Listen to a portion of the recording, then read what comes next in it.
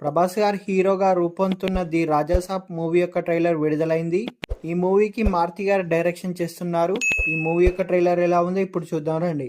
Horror అంశాలు, visual wonders, Prabhas గారు భయపెడుతూ సాగే ఈ ట్రైలర్ ఆద్యంతం మనల్ని ఆకట్టుకుంది. ముఖ్యంగా ఇందులో ప్రభాస్ గారు చూపించే విశ్వరూపం వేరే లెవెల్ అని చెప్పవచ్చు. మొదట దయ్యానికి భయపడ్డ ప్రభాస్ గారు ఆ తర్వాత ఆ దయ్యంతోనే స్నేహం చేస్తాడు. ఆ తర్వాత తానే దయ్యంగా మారిపోతాడు.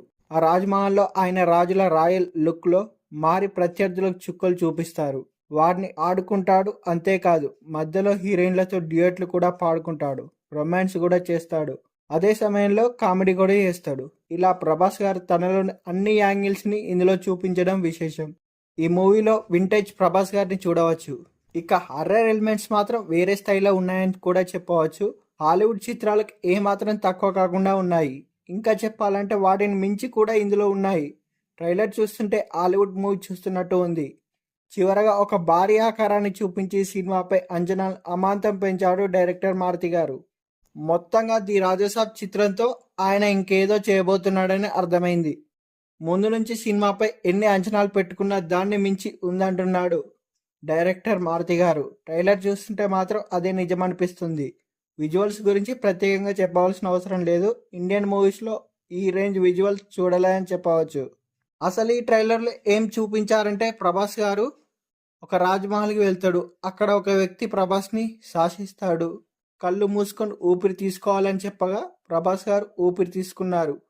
ఆయన నుంచి ఆత్మ వెళ్ళిపోతుంది. ఇంతలో దుమ్ము ఇసుక ఆయన్ని చేరుతుంది. ఆ తర్వాత ఒక రాజుల కోటను చూపించారు. రాజ్మహల్లో సైన్యం, ప్రజలు కూర్చొని ఉన్నారు. ఇంతలో గుహలో నుంచి రాక్షసి వస్తుంది. ఇది ప్రభాస్ గారి కళ. చంపేశాడు బాబోయ్ అంటూ ఆయన భయపెడుతూ అందరినీ భయపెట్టిస్తాడు. ఆ మహల్లో డబ్బులు ముట్టుకునేందుకు ప్రభాస్ గారు ప్రయత్నించగా అద్దాలు పగలగొట్టుకొని ఒక దయ్యం వస్తుంది.